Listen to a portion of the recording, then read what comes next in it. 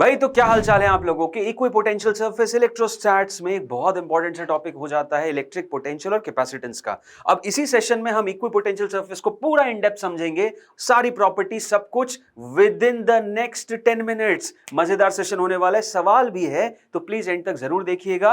आइए शुरू करते हैं इक्वी पोटेंशियल सरफेस के कॉन्सेप्ट को। तो भाई देखिए, इक्वी पोटेंशियल नाम में समझ में आ रहा है, एक ऐसा सरफेस जहां पर हर पॉइंट पे पोटेंशियल सेम हो, इसको कहा जाता है इक्वी पोटेंशियल सरफेस। अब इक्वी पोटेंशियल सरफेस का मतलब तो समझ में आ जाता है, लेकिन प्रॉब्लम आती है उससे रिलेटेड सवालों में और उससे रिलेटेड प्रॉपर्टीज में, जिसमें बहुत अच्छे सवाल नीट में बनते हैं। तो भाई टॉपिक तो समझ में आ गया, एक ऐसा सरफेस जहां पे हर पॉइंट पे पोटेंशियल सेम हो, बट उससे रिलेटेड प्रॉपर्टीज क्या है। तो सबसे पहले तो हम लोगों को इक्विपोटेंशियल सरफेस समझना है किन किन वैरायटी के एग्जिस्ट करते हैं। तीन टाइप के इक्विपोटेंशियल सरफेसेस एग्जिस्ट करते हैं, एक होता है स्फेरिकल, सिलिंड्रिकल, प्लेनर। अब ये तीनों इक्विपोटेंशियल सरफेस अलग अलग चार्ज डिस्ट्रीब्यूशन के लिए एग्जिस्ट रहते हैं। जैसे कि एक, अगर मैं पॉइंट चार्ज की बात करूंगा, यहां पे प्लस क्यू, एक प्लस क्यू पॉइंट चार्ज की बात करूंगा, तो प्लस क्यू पॉइंट चार्ज के लिए ऐसे स्फेरिकल इक्विपोटेंशियल सरफेस एग्जिस्ट करते हैं। अगर मैं एक लाइन चार्ज की बात करूंगा, ये यहां पे एक लाइन चार्ज है, तो लाइन चार्ज के लिए सिलिंड्रिकल इक्विपोटेंशियल सरफेस एग्जिस्ट करते हैं। और अगर मैं एक प्लेन शीट ऑफ चार्ज की बात करूंगा,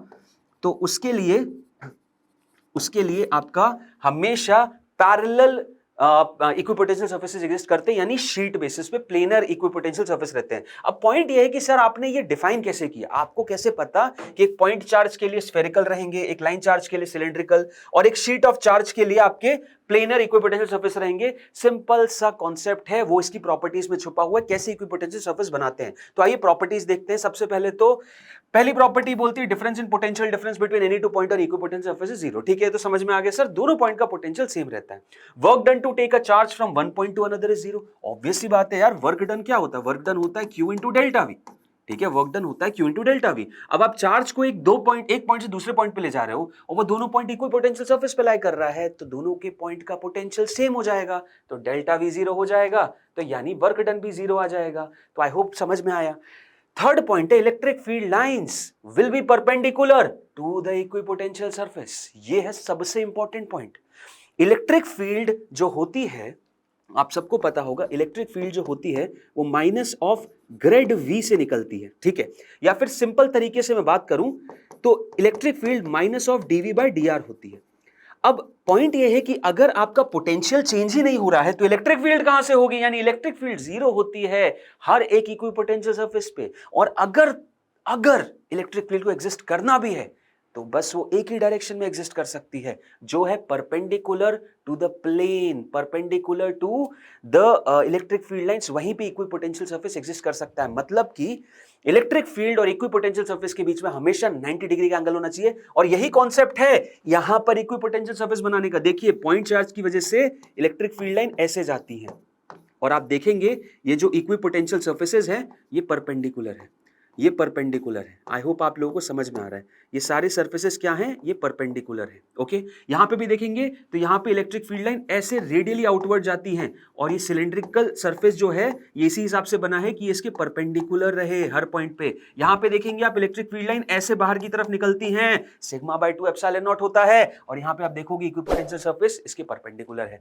तो आई होप आप लोगों को समझ में आया, ये बहुत इंपॉर्टेंट पॉइंट था। Then no two equipotential surface can intersect each other. Obvious सी बात है यार, नहीं करेंगे। जिस पॉइंट करेंगे तो यानी उस पॉइंट पे दो इलेक्ट्रिक फील्ड लाइन हो जाएगी, दो इलेक्ट्रिक फील्ड लाइन एक पॉइंट पे एग्जिस्ट नहीं करती। All conductors are equipotential. Yes, एक कंडक्टर के अंदर इलेक्ट्रिक फील्ड जीरो होती है, और जहां पे इलेक्ट्रिक फील्ड जीरो होती है वहां पे एक चीज आप मान के चलिए कि V आपका कांस्टेंट रहेगा भाई, और V कांस्टेंट रहेगा, यानी कि वो एक इक्विपोटेंशियल सरफेस बन जाए। समझ में आया? तो यहां पे आइए एक सवाल करते हैं। सवाल देखिए क्या है, यहां पे इक्विपोटेंशियल सरफेस बना दी 0, 10, 20 और 30। वीडियो को पॉज करो, एक बार खुद ट्राई करने की कोशिश करो। आई होप ट्राई किया होगा आप लोगों ने। अब देखते हैं आंसर कितना आएगा। तो यहां पे ऐसे इक्विपोटेंशियल सरफेस दिया है, अब बोला गया फील्ड इंटेंसिटी बताओ। फॉर्मूला देखो कौन सा एग्जिस्ट करेगा, E is equal to minus of delta V by delta R, या minus dV by dr। Point ये है, नेगेटिव साइन का बहुत इंपॉर्टेंट रेलेवेंस है। नेगेटिव साइन ये बोलता है कि इलेक्ट्रिक फील्ड हमेशा high potential to low potential जाएगी। मतलब हाई पोटेंशियल कहां है, यहां है, और लो इधर है, तो इलेक्ट्रिक फील्ड का डायरेक्शन हमेशा ऐसा रहता है। ये फॉर्मूले में बहुत बड़ा राज है। ये नेगेटिव साइन ये बताता है इलेक्ट्रिक फील्ड हमेशा हाई टू लो जाएगी। तो डायरेक्शन तो देखो, माइनस आई के अलोंग है, माइनस आई इसमें है नहीं है, माइनस आई इसमें है नहीं है, माइनस आई इसमें, यानी ये दो आंसर है। अब इलेक्ट्रिक फील्ड का मैग्नीट्यूड कितना हो जाएगा? तो सर हमें बस ये देखना है delta we change in potential कितना हो रहा है एक पर्टिकुलर डिस्टेंस में। तो यहां 1 सेंटीमीटर में 10 वोल्ट, यहां 1 सेंटीमीटर में 10 वोल्ट, यहां 1 सेंटीमीटर में 10 वोल्ट। तो जो चेंज आ रहा है वो 10-10 वोल्ट का आ रहा है। और कितने डिस्टेंसेस में? 1-1 सेंटीमीटर में, 1-1 सेंटीमीटर में। ठीक है, तो ये हो जाएगा मेरा -10 वोल्ट पर सेंटीमीटर। आंसर है क्या सर? ये 100 आई है और वो मीटर में है। कोई नहीं, सेंटीमीटर को मीटर में कर देंगे तो -1000 वोल्ट पर मीटर आ जाएगा। ऑप्शन नंबर डी एकदम सही है। आई होप आप लोगों को समझ में आया। एक और केस देखते हैं। यहां पे देखिए, ये दिया हुआ है figure shows line of constant potential in a region in which an electric field is present.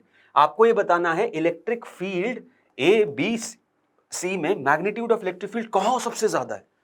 तो भाई मैग्नीट्यूड की बात कर रहा है, वापस formula minus of delta we by delta. अब इसका मैग्नीट्यूड किस पे डिपेंड कर रहा है? नेगेटिव तो आप समझ गए, हाई टू लो दिखाता है, यानी डायरेक्शन ऐसा रहेगा। ये हाई देखिए 50 है और ये 10 है, ऐसा रहेगा डायरेक्शन। पॉइंट ये है मैग्नीट्यूड कहां ज्यादा रहेगा। तो मैग्नीट्यूड इस पे डिपेंड करेगा और इस पे, इसके डायरेक्टली इसके इनवर्सली। अब देखोगे ध्यान से तो हर जगह यहां 10 का, यहां 10 का, यहां 10 का, यहां 10 का, हर जगह 10-10 वोल्ट का डिफरेंस है। लेकिन फिर मैं इस पे ध्यान दूंगा तो यहां देख सकता हूं मैं इलेक्ट्रिक फील्ड इसके इनवर्सली रिलेटेड है। और इनवर्सली रिलेटेड का मतलब जहां डेल्टा आर, दो इक्विपोटेंशियल सरफेस के बीच का डिस्टेंस सबसे कम, वहां इलेक्ट्रिक फील्ड सबसे ज्यादा। तो यहां पे सबसे कम डिस्टेंस कहां है? यहां है, यहां है, यहां है, यहां। अरे सर यहां पे इन दोनों के बीच में इलेक्ट्रिक फील्ड का डिस्टेंस, जो गैप है इक्विपोटेंशियल सरफेस का, वो सबसे कम है। यानी यहां पे कौन सा पॉइंट है? Point B. तो यहां मैक्सिमम इलेक्ट्रिक फील्ड होगी, ये रही पॉइंट बी। पॉइंट बी पे सबसे मैक्सिमम इलेक्ट्रिक फील्ड रहेगी। समझ में आया? एक क्वेश्चन में दूंगा आप लोगों को होमवर्क के लिए। यहां पे पूछा गया है कि दो पॉजिटिव चार्ज की वजह से इक्विपोटेंशियल सरफेस कौन सा होता है। कमेंट में आंसर बताइएगा, मैं बताऊंगा कौन सा करेक्ट आंसर है, बट वेट करूंगा आपका कमेंट में। ठीक है, तो इस क्वेश्चन को प्लीज ध्यान से देखिए और इसको कमेंट में आंसर जरूर करिएगा। तो बस इसके साथ हम सेशन की क्लोजिंग पे आते हैं। एक मजेदार सा चीज चल रही है, दिवाली का ऑफर है और दिवाली के टाइम पे इन्फिनिटी लर्न आप सभी बच्चों के लिए एक बेहतरीन ऑफर लाया है, flat 50% off on our test series, जो एक बेंचमार्क टेस्ट सीरीज होती है। हर एक सीरियस नीट एस्पिरेंट हमेशा इसमें एनरोल करता है। तो लिमिटेड टाइम पीरियड के लिए ऑफर है, प्लीज इसको फटाफट एनरोल करिए। डिस्क्रिप्शन में आपको लिंक मिल जाएगी, अदरवाइज आप वेबसाइट और ऐप पे जाके भी इसे परचेज कर सकते हैं। इन्फिनिटी लर्न की ऐप का इंटरफेस बहुत धांसू है, बहुत प्यारा है।